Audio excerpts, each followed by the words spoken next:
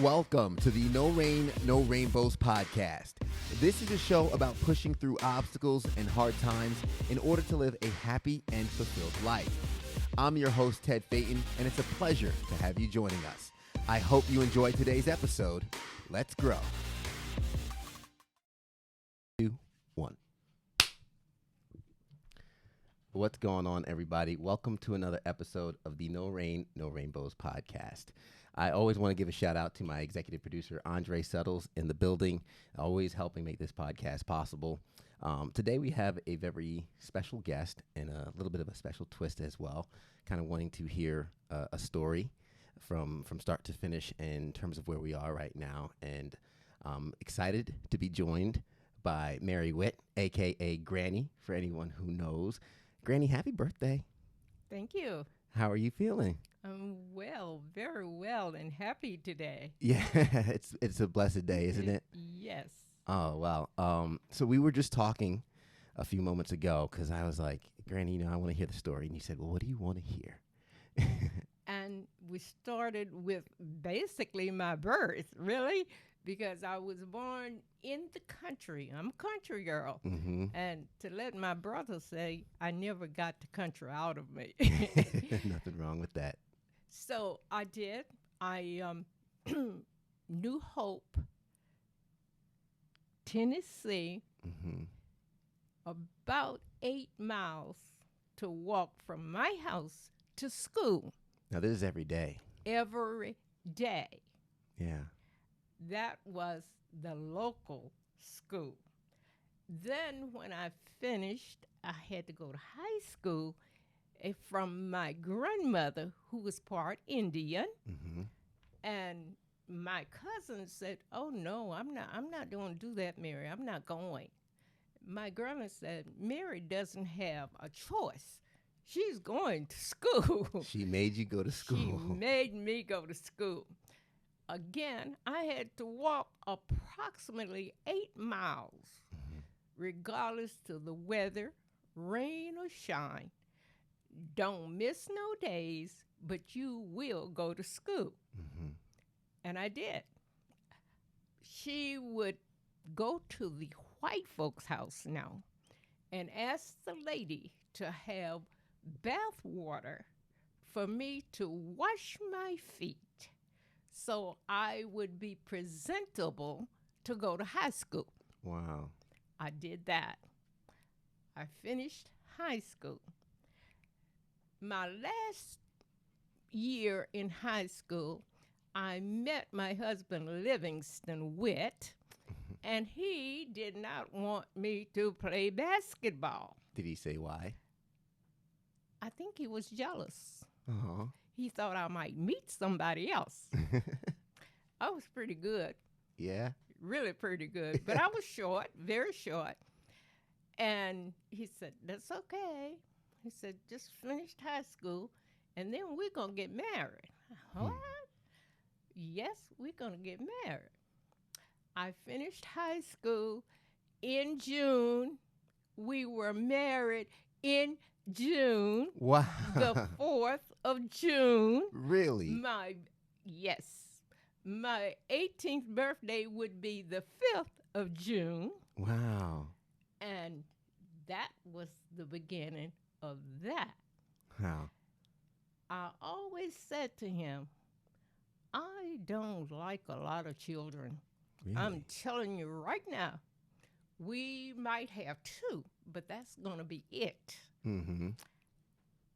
That worked out fine because we ended up with 2. There you go.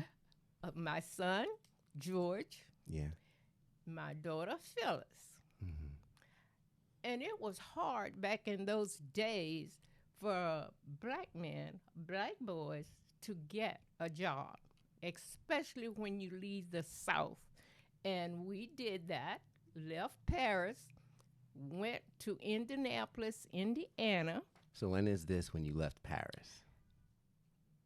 After my 18th birthday. So pretty quick. That was quick. Yeah. Yes.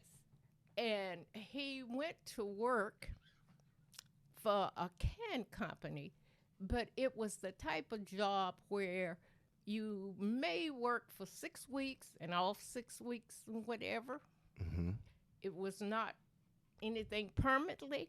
Wasn't consistent. Wasn't consistently at all.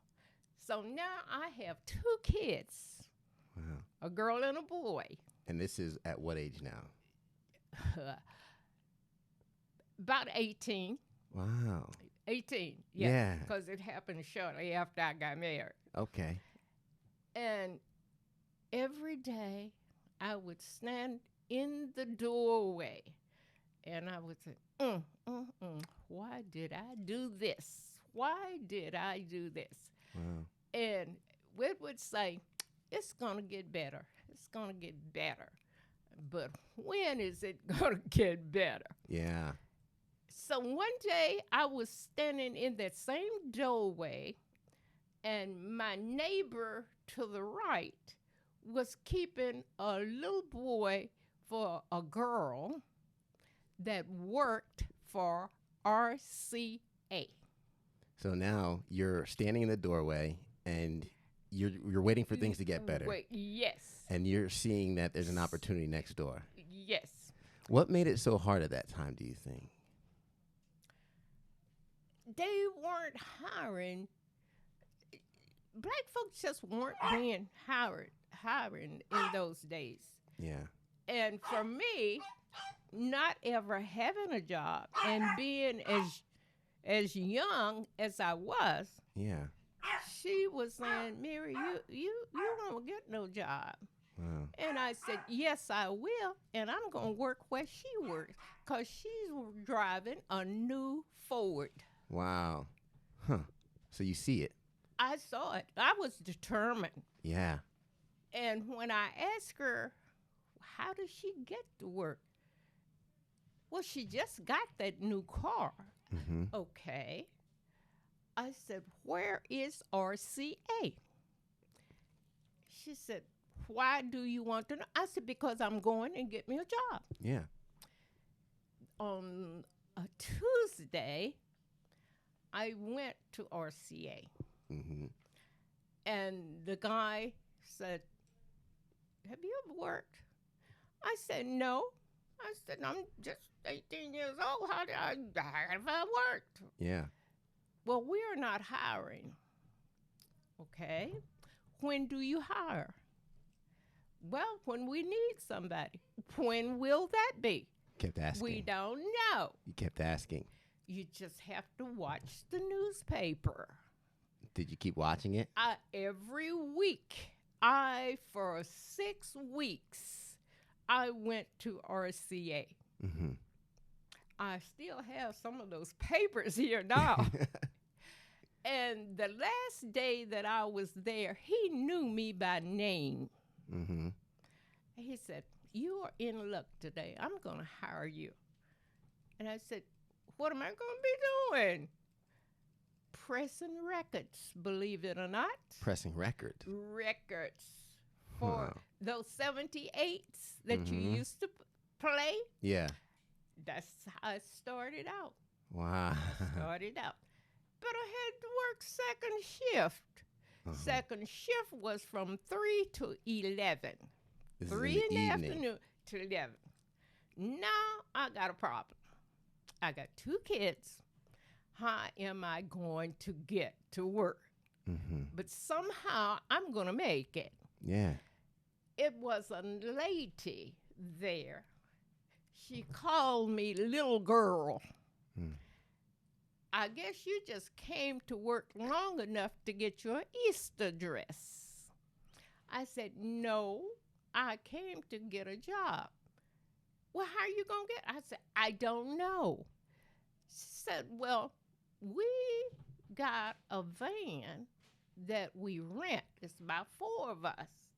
And he takes you home and he will pick you up. So a lot of you are renting a van now. They're renting a van. That's how they was getting to work. So did you hop in? I hopped in that night. There you go. And the guy, he said, oh, yes, you can ride. I have a vacant, Mm-hmm. As it turned out, we lived about 4 blocks from each other. The driver of this van and he would drop me off at home. Mm-hmm. Witt was be home. My husband, by then I was calling him Witt. Yeah. He would be home by 11:30, and I been at RCA for 40 years. Wow. I thought, Lord, I can't press these records forever because it's hot here, you Yeah. know. Yeah. I did. For 3 years, I would pay attention to everything that they did every day, every time they changed the mold of it. Yeah. And I remember hearing a story about you not being able to lift boxes. that was later. Okay. This was during the first 3 years of my work ethics, okay? And I saw this lady. Her name, I should have her paper right here. She ended up being my friend forever. But I would watch her every day to see what she did. Well, she would have to come by, and the records, I think at that day, she had to inspect them. Mm-hmm. And I would watch her. And I said, if she can do that, I can do that too. Just watched what she did. Just watched what she did. And figured out, Got to be real chummy with her. Yeah. And I would say, how do you get that job? What do you do? She says, well, they'll need somebody one day. She says, and Mary, you're pretty good at doing these records. Yeah, you probably can get the job one day. I said, oh, okay. I kept doing my records. And she came one day and she said, Mary, she said, they need someone at the counter over there to inspect the records. And I said, well, what do I do? She said, go to the counter and tell them that Eileen Eubanks, her name, said, give her a chance. So you made buddy, and she gave you a chance. Gave me a chance. Once that door opened. That day was open. After that, there was another opening that came along. Mm-hmm. And I thought, oh, they make more money, huh? But you had to go to school. I said, oh, that's okay. How long do you have to go? Well, I think it was about for 6 weeks. You just take a course for 6 weeks. And if you did okay, you got the job and you get to move up. So I'm hearing you connect all these dots here. All of it. I watched everything. And everything. You have to watch for the opportunities, right? Yes. Because a lot of people sometimes think to themselves, I'm stuck in my spot. I can't get out. What direction do I take? You just take the next step if you can, right? That's right. And so, okay, this opening came up, but it was in shipping. I knew nothing about shipping. No. Nothing. I got the job, though. And I thought, oh, my God, this is where picking up heavy records, and they become heavy. How heavy would they be? Yeah. Oh, wow. Probably 40 pounds. Wow. Yeah. And that's a lot for you to carry. Yes. And this was the huge trucks. Mm-hmm. How'd you do it? I'll tell you in a minute. For a couple of days, I said, oh, I'm not going to be able to do this. But as it happened, it was an old white man and a young white boy that didn't read or write that well came to work in the same area I was. I said, I tell you what, I will do the paperwork if you guys take care of the records and loading and unloading. Yeah. Oh, they loved it, and so did I. Yeah. Good deal, right? That was a real good deal. Oh, yeah. That happened. They did. They worked. And the guy from the office, after about 6 weeks, I guess, came down and says, "What's going on now over in the ship?" Because it's good. It's good. Yeah. And they said, "That girl back there," call me the girl. Mm-hmm. So she's doing the paperwork, and they are doing the work. They have. He said, "Well, I want to meet her." Yeah. So came back and he says, "You know what? We have not had any problem with this paperwork for the last 6 weeks. So we hope Wow. yeah. Oh, and they just loved me. Yeah. And of course, I loved them. Yeah, you did such a good job. You said, this can work out. It was really working out. Yeah. Everybody wins. Everybody was winning. And so then I did such a good job for them, they promoted me up to the office. Wow. So you didn't have to worry about the boxes anymore. Didn't have to worry about the boxes anymore. So what was happening was I was doing the paperwork for them at the office. Okay. Taking it all off of them because they didn't have to do it anymore. Mm-hmm. And it was working out for them. Yeah. And it certainly was working out for me. There you go. And did that make things at home easier too, and the going to and from work? Yes. That guy that was, as I said at first, that was picking up people, taking them to and from work. Yeah. He was doing that even when I left. He was still doing it. Mm-hmm. Yeah. And his name was Floyd Moore. Yeah. Yeah. And so every time an opening came open, I would go for it, regardless to what it was, whether, Yeah. If it paid a nickel more, I was interested. Just next step. Yes, yeah. Then there was an opening in what they called the post office.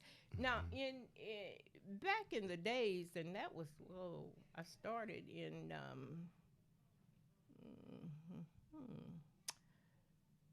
oh, Lord. When did I start? 57. Okay. 57. Yeah. Those back in the day, they had their own post office. Yeah. You know, So they did it all in house. they all in house. Mm-hmm. Yeah. And I went there, and it was kind of rough because the people, not the people, but the young men who was white, Yeah. didn't do their job, didn't have very good education, Yeah. and you had to stay on them all the time. Mm-hmm. I thought, oh, Lord, Mary, now you've done it again. Yeah. How are you going to do this? How are you going to do that? Well, so happened the supervisor that was in the office next door, he says, "Mary, so-and-so is going to give you a problem." He said, "But don't worry about it because I'm going to be here to take care of you." Yeah. They had your back. Okay. He had my back. And so I said, "Oh, okay. Thank the Lord for this." Mm-hmm. And I guess I had worked for maybe, it wasn't months. Maybe I would say maybe weeks. They caught the guy asleep. Mm-hmm. The guy that said, "I got your back," he caught him asleep Yeah. and fired him. Yeah. There you go. That was good for Mary Witt. Yeah. Relieve It some was pressure. good for Mary Witt, yeah. And so I stayed in that for maybe 2 years. Yeah. I guess it was probably 2 years. Did you ever feel that the environment was working against you when these job openings happened? Because you said once it opened, you said, I can get that. I can get that. No, I think if you were a good worker, Yeah.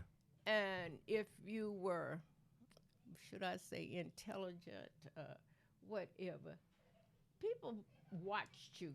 At least back in the day, white folks did more watching. Yeah. They really did. And I had found that out from my grandmother. Yeah. When she said, you have to pay attention. You have to pay attention, Mary. Mm-hmm. And why would she say that? Yeah. Every time there was an opening, I would always put in for it. Mm-hmm. I would put in for it. But I had one stumbling block. You had black guys that was the union stewards. Mm-hmm. And they, I don't know. They didn't like, I can't say they didn't like women or whatever, but it was like they always felt that you was doing something dirty to get these jobs. You just had that feeling. Yeah. And this one guy said to me one day, who are you to get this job? Mm-hmm. I won't say the word, but you know what I meant. And I said, what do you mean? Well, I know you just get these jobs. You get these jobs. You got to be somebody. And I thought, well, I'm sorry. Yeah. I said, no, I don't do things like that. You know. Yeah. And he got fired. For saying that to you. He got fired. And I said, thank the Lord for that. Yeah. So then I got another job. I got it up. And I said, Lord, something ain't right here because I'm getting all these jobs and the other people are, What do you think it was? Yes. This particular job was, they gave you had about, I think I had 13 or 14 people under me that was working, that I had to take care of, make sure that what they were doing was okay. Mm-hmm. Okay. You're overseeing them now. Yes. Well, every once in a while, you would run across one that didn't want to do right. Mm-hmm. She was a little white gal that didn't want to do right. Yeah. I said, but that's okay. I put up with it till I learned that job well. I really, really did. I was determined that. So then I got an upgrade. The supervisor says, Mary, they need somebody over the testers. These are people that would do the paperwork for these 13 people. Mm-hmm. And they had to turn in their paperwork, and it had to be processed or whatever. And his name was Jim DeMont. Jim DeMont. He said, Mary, how would you like to be over those testers over there? I said, what? And he said, yeah. He said, I think I need somebody to look over them. Make sure they doing what they supposed to do. Yeah. Wanting to get more validation because you're doing such a good job already. Yes. I got the job. Mm-hmm. I stayed in that job again for about 3 years. Time was really adding up in those days. And he said, you're doing a good job. I said, well, thank you. But the thing about that was, we love to party. You like to have a good time. We love to have a good time. Getting a little loose. Yes. But this time, this was a group. Mm-hmm. They'd go to lunch. Everybody would go to lunch. And we'd have vodka gimlet or whatever else. But we always worked. Yeah. There was not a problem with that, Work it hard, didn't work. play hard. Worked hard, I play hard. And I stayed in that job for, I don't know, probably 4 or 5 years because time was really, really beginning to add up.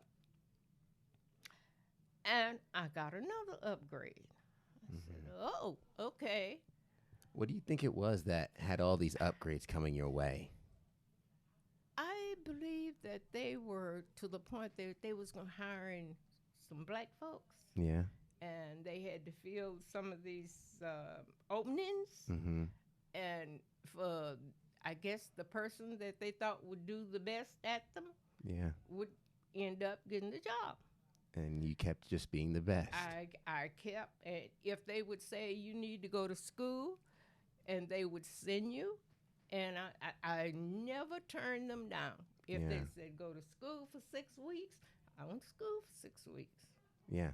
Just If they said go to school for 3 days, I'd go to school for 3 days. It didn't matter to me. Yeah.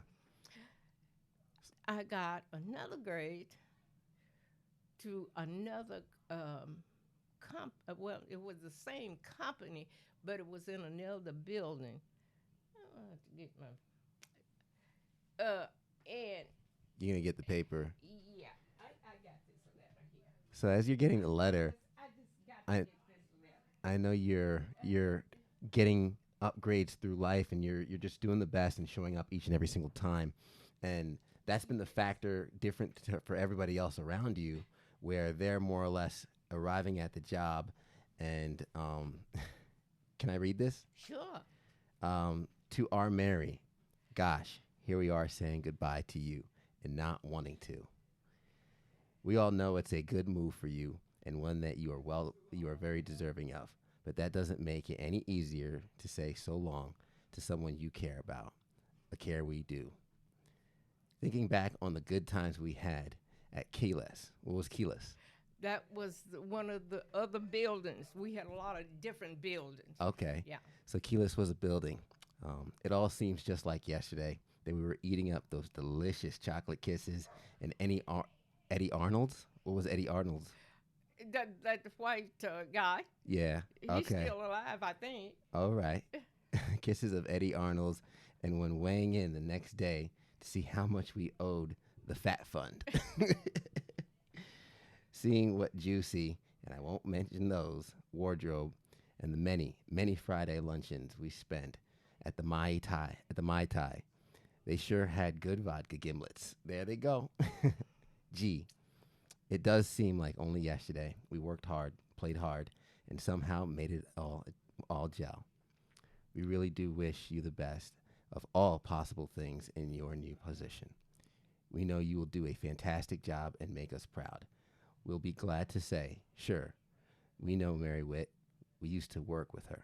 We love you, your Keyless family. How do you feel hearing those words again? Oh yeah, I still love them. I still love when I left in '83 to come here for the department that I'm retired from. Mm-hmm. The guy that I should say that, well, he did. He brought me here. Yeah. He hired me. He's still here. We have the same birthday. His daughter has the same birthday, June 5th. Mm-hmm. He calls every year. I talked to him the other night, Nice. and he said, "Oh, you can't guess. I talked to my boss the other night, and he's in Florida. Asked about you." Mm-hmm. He said, "Oh, and do you know he is 83 now?" I said, "Oh, good." I said, "So, Dave, you about what?" He said, "About 83." Yeah. So we kind of grew up together. That's amazing. We really did. We really, really grew up together. Looking back, are those some of your favorite memories? Of my job, yes. Yeah. As we're coming to But- the end of this, I want to know kind of what those impacts were for you.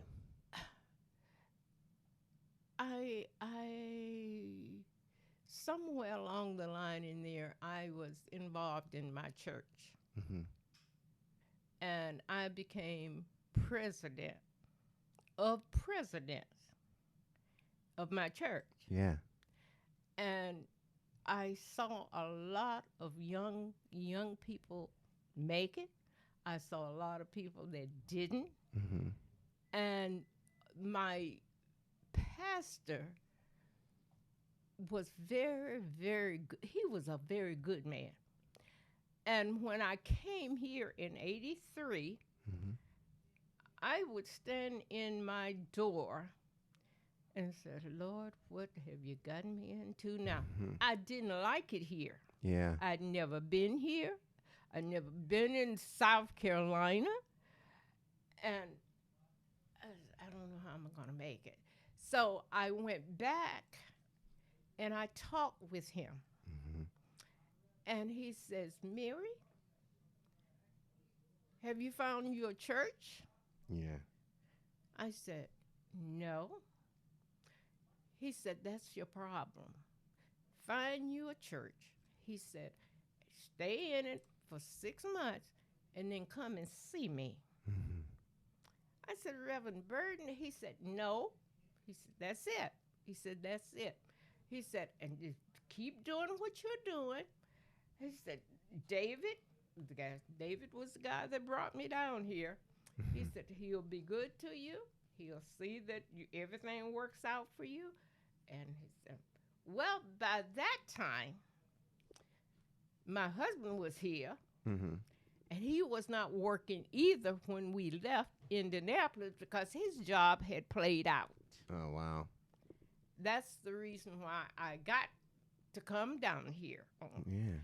So I go home after this, talking to him.